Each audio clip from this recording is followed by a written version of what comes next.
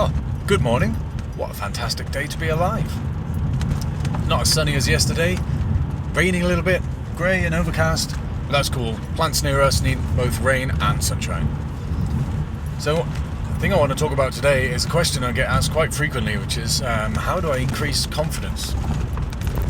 And the simple answer, simple not easy, is to increase capability in that particular situation, or in that broad situation.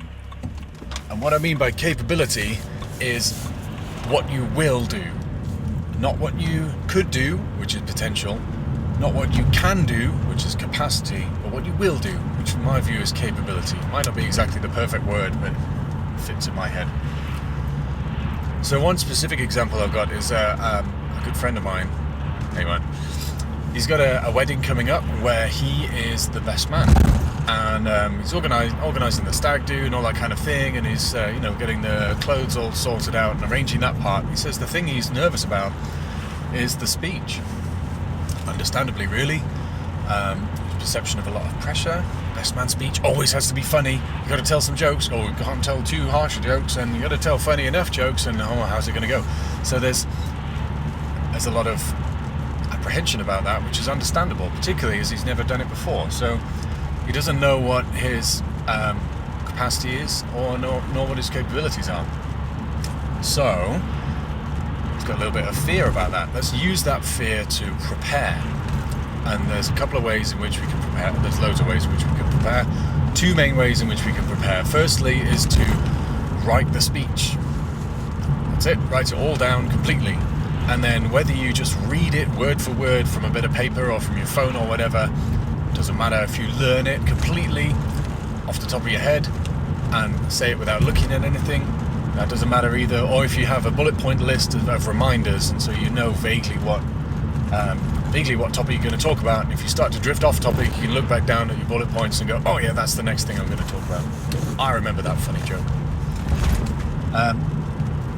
Once it's written though, the public speaking part can also be a barrier to delivering a good speech, or something in which you can increase your capabilities.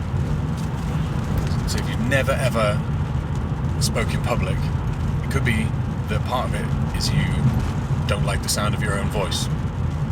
You don't like the sound of your own voice. So the first step might be to have your word-for-word printed speech, read it out loud to yourself in a room, on your own with the door shut and nobody listening.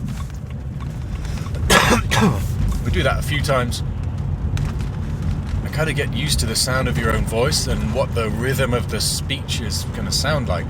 The next step is to get somebody that you like and trust to sit or stand outside the closed door of the room. So you're reading the speech out loud in an empty room by yourself with the door closed, but you know there's somebody outside listening. So you can see how this is one tiny increment up from doing it completely on your own. The next one might be to have that person still stood outside the room, but the door open just a little bit. So again, you know a little bit more that they're listening. Then maybe the next round you do it with the door open completely. They still stood outside the room, no feedback from the listener. Maybe a little bit of positive feedback, perhaps. The idea is to get used to the sound of your own voice while other people are listening and present.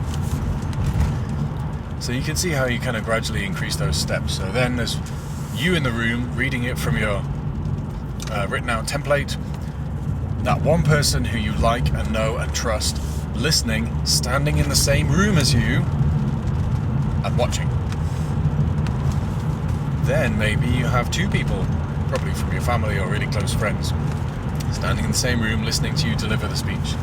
Then maybe you have a small group of your own friends, and you can put in interim steps where everybody's facing away from each other, or you're facing them and they're facing away, or you're stood in front and they're all sitting in rows looking directly at you, and that adds different levels of pressure in which you can develop the next level of capability, because you always had the potential. So I think that's one of the psychological therapy methods, graduated exposure therapy perhaps. And for me, that's a really good blueprint, a really good method of how to build capabilities, to build confidence, to reduce fear in any specific scenario, because you can set those scenarios up and they're just rehearsals, and in those rehearsals you're becoming more comfortable with that situation because you can control all the variables and make it more and more and more uncomfortable, but then acclimatize at that level until the next level is the thing that's uncomfortable, rather than the next level being the thing that is intolerable. So anyway, I hope that helps, specific to public speaking. And yeah, Alex, man, good luck.